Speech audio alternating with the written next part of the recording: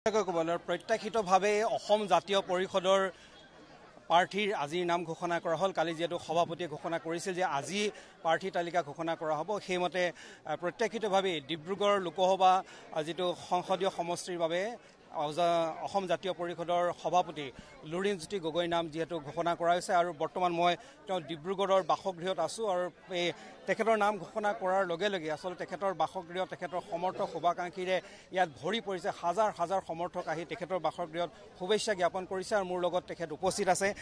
যিহেতু অসমৰ ৰাইজে যিটো প্ৰত্যাশা কৰিছিল যে ডিব্ৰুগড়ৰ পৰা লুৰিণজ্যোতি গগৈ অসম জাতীয় পৰিষদৰ হৈ এইবাৰ লোকসভা প্ৰতিদ্বন্দ্বিতা কৰিব আৰু সেইমতে হ'ল আজি ঘোষণা কৰা হ'ল। কিমান আত্মবিশ্বাসী? নহয়, মই সম্পূৰ্ণ আত্মবিশ্বাসী, কাৰণ ইতিমধ্যে পৰাজিত হৈছে বিৰোধী।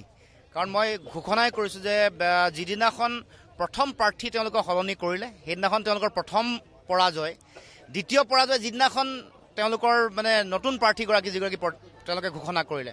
গতিকে আজি এই শুভক্ষণত মই সমগ্ৰ অসমবাসী ৰাইজৰ ওচৰত সেৱা লৈছোঁ, প্ৰণিপাত জনাইছোঁ, আশীৰ্বাদ বিচাৰিছোঁ। অসম আন্দোলনৰ যিসকল মহান বীৰ শ্বহীদ আছে সকলোৰে প্ৰতি সশ্ৰদ্ধ প্ৰণিপাত। কা বিৰোধী গণ আন্দোলনৰ শ্বহীদসকলৰ প্ৰতি মই শ্ৰদ্ধা নিবেদন কৰিছোঁ। আৰু এই শুভক্ষণত মই ক'ব খুজিছোঁ যে ডিব্ৰুগড় লোকসভা সমষ্টিৰ যিসকল ব্যক্তিয়ে সকলো ৰাইজে মোৰ প্ৰতি যিটো আস্থা ব্যক্ত কৰিছে, যিসকলে মোৰ প্ৰতি মৰম ভালপোৱা আশীৰ্বাদ যিসকলে আগবঢ়াইছে সকলোৰে প্ৰতি মই সশ্ৰদ্ধ প্ৰণিপাত জনাইছোঁ। আৰু আমাৰ বিৰোধী ঐক্য মঞ্চৰ ফালৰ পৰা আমাৰ প্ৰতিটো ৰাজনৈতিক দলৰ সকলো নেতাই মোৰ ওপৰত আস্থা ৰাখিছে, বিশ্বাস ৰাখিছে, তেওঁলোকৰ প্ৰতি মই কৃতজ্ঞ, মই ধন্যবাদ জ্ঞাপন কৰিছোঁ।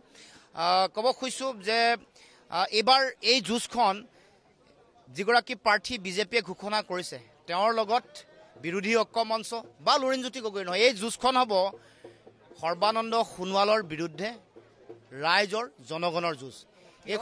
এইখন অন্যায়, যিগৰাকী ব্যক্তিয়ে এটা জাতিক ইমান বেয়াকৈ অন্যায় কৰিব, আটাইতকৈ জাতিটোক অন্যায় কৰা মূল ব্যক্তিগৰাকী বৰ্তমান কোন? সৰ্বানন্দ সোণোৱাল। সেইগৰাকীৰ বিৰুদ্ধে জাতিৰ যুদ্ধ হ'ব লাগিব, জনগণৰ যুঁজ হ'ব। সাধাৰণ জনগণৰ খং ক্ষোভ কৰা অন্যায় অবিচাৰ জাতিধ্বংসী কাইন জাপি দি 5গৰাকী মানুহক হত্যা কৰাৰ যিটো ভয়ংকৰ যিটো জাতীয় অপৰাধ তাৰ বিৰুদ্ধে জনগণৰ যুঁজ।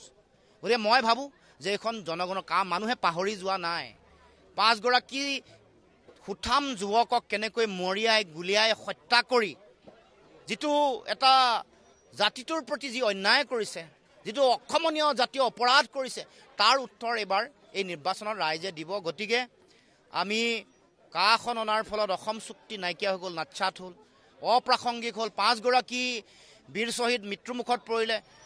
অসম চুক্তি নাইকিয়া হোৱাৰ লগে লগে 855জন বীৰ শ্বহীদৰ ত্যাগো অথলে গ'ল, তেওঁলোকৰ আত্মাক দ্বিতীয়বাৰে হত্যা কৰিলে।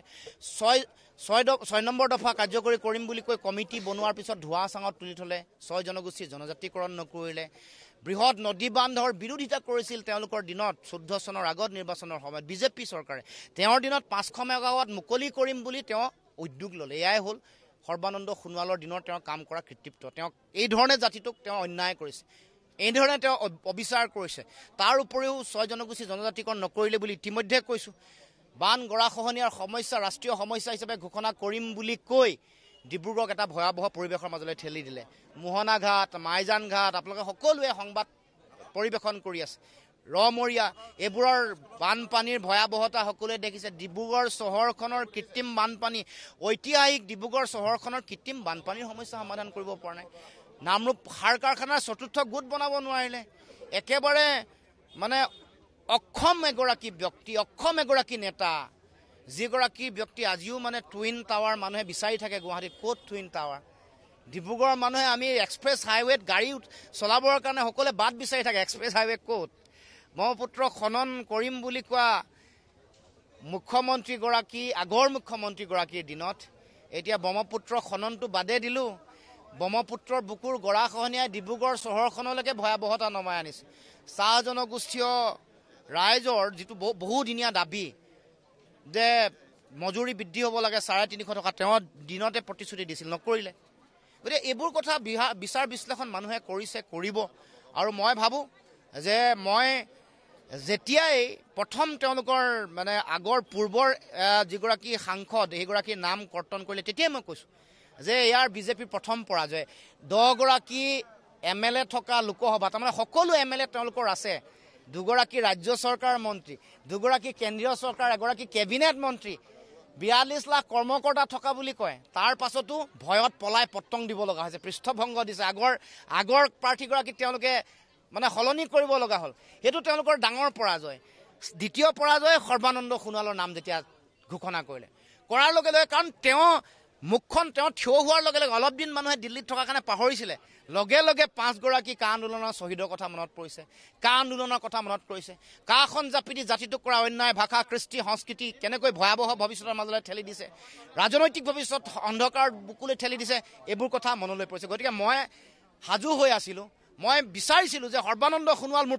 মোৰ বিপৰীতে প্ৰাৰ্থী হ'লে মই আটাইতকৈ বেছি আজি সুখী কাৰণ মই বিচাৰোঁ যে তেওঁ যিটো জাতিক কৰা অন্যায় এইটো এবাৰ ৰাইজক আকৌ বুজাই দিব লাগিব ৰাইজে অকণমান দিন পাহৰি গৈছিলে পুনৰ সোঁৱৰাই দিব লাগিব তেওঁ আটাইতকৈ বেছি জাতিটোক অন্যায় কৰিছে ক্ষতি কৰিছে গতিকে এইখন সেইকাৰণে ন্যায় প্ৰতিষ্ঠাৰ যুঁজ বহুতে কৈছে যে 1গৰাকী মাতৃয়ে 2গৰাকী সন্তান মই কৈছোঁ ঠিকেই হয় কথাটো সঁচা যেতিয়া ডাঙৰগৰাকীয়ে অবাতে যাব মাতৃৰ আদৰ্শ যেতিয়া বিসৰ্জন দি জলাঞ্জলি দি নিজৰ স্বাৰ্থ সুৰক্ষিত কৰিবৰ কাৰণে দিল্লীৰ ওচৰত আত্মসমৰ্পণ কৰিব জাতিটোক সকলো ধৰণৰ অন্যায় কৰিব গতিকে তেতিয়া ধৰ্মযুদ্ধত জয় লাভ কৰিবলৈ হ'লে দুৰ্যোধনৰ বিৰুদ্ধে অৰ্জুনেতো গান্ধী তুলি ল'বই লাগিব এইটো জাতীয় দায়িত্ব এইটো মৌলিক দায়িত্ব গতিকে এইখন অন্যায়ৰ বিৰুদ্ধে ন্যায় প্ৰতিষ্ঠাৰ যুঁজ এখন সৰ্বানন্দ সোণোৱালৰ বিৰুদ্ধে সাধাৰণ জনগণৰ যুঁজ যি জনগণক তেওঁ আটাইতকৈ বেছি অন্যায় কৰিছে গতিকে মই ভাবোঁ যে এই মুহূৰ্তত তেওঁলোক বিৰাট চিন্তাত আছে ভয় খাই আছে সেইকাৰণে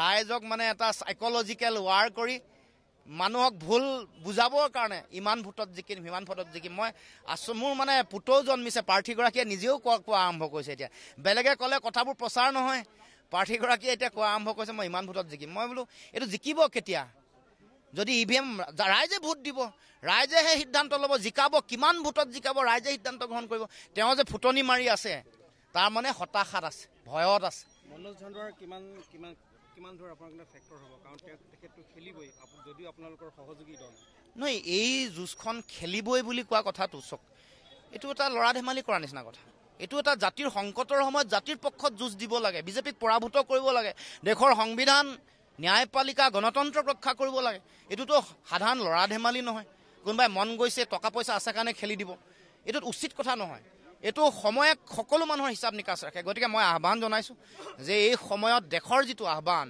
দেশৰ সংকটৰ সময়ত যিটো মূল গণতান্ত্ৰিক সাংবিধানিক